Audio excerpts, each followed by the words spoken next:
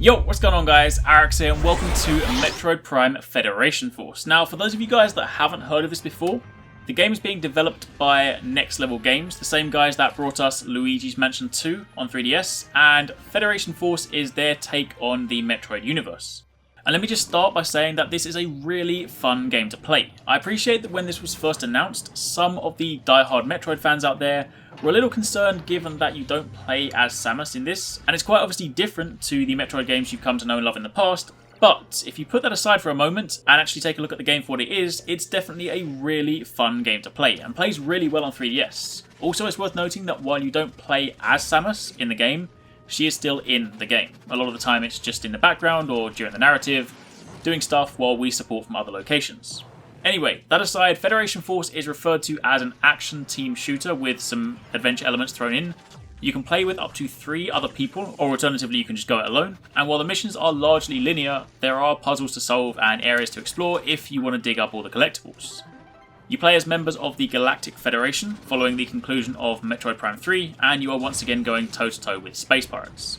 But that's enough setting the scene. Let's actually talk about the game itself. Whether you're playing it solo or playing it as a team, you start your missions in a rather Monster Hunter style fashion actually. If you guys are Monster Hunter players, which I'm sure a lot of you guys are on this channel, then think the blue box, but if you're not, then basically before you embark on a mission, there is a container with a load of ammo in it, as well as other gadgets and health packs. But it's important to share these, so don't just rush in and spam A until you have everything, because other people are going to need stuff too. Also, you can't actually carry everything because you have a capacity. Obviously, if you're working as a team, then you can assume different roles if you wanted to. For example, when I was playing with the guys at Nintendo, we had one person take on the healer role, so he just took all of the health packs so that he could use them to heal us when we needed it, and while the rest of us focused more on DPS with missiles, bombs, gadgets, etc.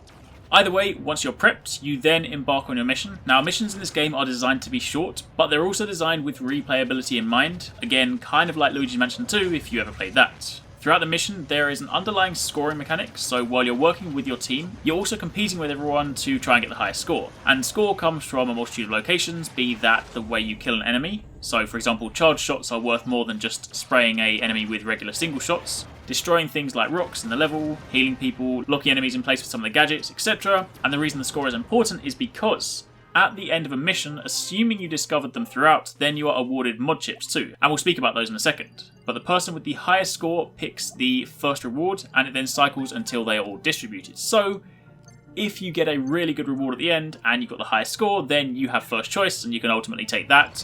Whereas if you're at the bottom of the leaderboard, then you have to kind of, take whatever's left. So, it's in your interest to be a good teammate, but also an effective soldier, so to speak. Also, in terms of mission design, while the game quite obviously starts off easy, some of the later missions genuinely do get pretty tough, and if your entire squad wipes, then you have to start the whole mission all over again. So, it's pretty punishing the further you progress. Now, the game itself controls really well. It's obviously an underlying FPS, and while the 3DS might not be your typical choice for that genre, it definitely plays really well. There are 2 main control schemes. The first one I wasn't actually a huge fan of, truth be told, but it's the more typical Metroid control scheme, so I'm sure a lot of you guys out there will like it, but it's also got the added gyro functionality from the 3DS, so you can use that to get some more precision in your aiming. Alternatively, there's a more conventional twin-stick FPS control scheme that uses the analog stick and the C-stick, and if you're playing on an old 3DS, then the Circle Pad Pro works too. Either way, that was my choice, and that one felt really, really good in game, but as I say, there are 2 different options, so depending on how you like your control schemes, then there will be something to fit you. Now when you're in game, cycling between gadgets is really easy to do. Again, it's kind of like Monster Hunter in that you have this rotating style inventory, so you're never more than a couple of clicks away from a special ammo type. And that's of course super important because they are a massive, massive help in missions. If you just go around using your regular arm cannon, it's strong, it can do the job, but it's going to take you a lot longer. But when you have things like missiles, ability to set enemies on fire, freeze enemies, put down decoys, heal people, use a massive nuke on a boss, anything like that, then of course they are going to be massively helpful. And similarly, if you're going for score and you're going for the quickest completion on the level, then good use of these special ammo types is going to be really, really important. Now if we jump back out of the missions for a second, there are also some pretty cool customization options. First up, as members of the Federation, you pilot mechs instead of, just going out in your own suit.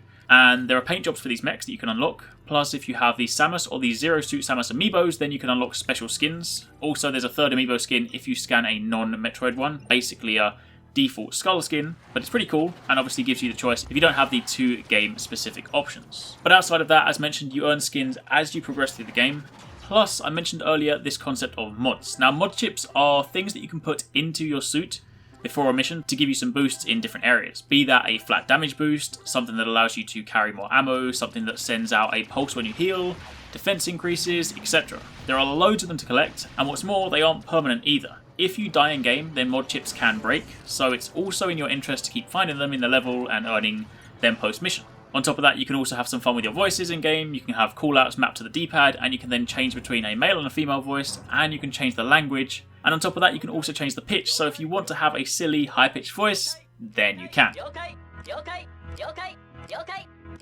Now, outside of the main campaign missions, there is also a fun multiplayer mode called Blast Ball that is basically Metroid meets Rocket League, or more recently, Lucio Ball from Overwatch. Some of you guys may have played this already because there's a demo on the eShop, and if you make progress in that demo, then that also carries over to the full game. But in short, it's football in mech suits. It's the first to 3 goals, and each time you score a goal, the opposing team's goal gets smaller, and it makes it more difficult. And this can be played with up to 6 people, 3 on each team, and what's more, this mode also supports download play. So if you happen to be out with your friends and only one person's got the game, then everybody can play. Now, as someone that really likes Rocket League and Lucio Ball, even though I might not be that good at them, this is an instant win for me. If you so wish, you can choose to completely ignore the ball and attack other players, and also there is a funny pickup or a power-up, where if one team collects it, the other team gets thrown out of their mechs, and then they have to, as their Federation soldier, run back to it and climb back in, and of course that then gives the opposing team a much-needed opening to try and score a goal. There are also a couple of different modes as well. You can play individual matches, or you can play bigger tournaments, and if you don't have 6 players, you can also play against AI.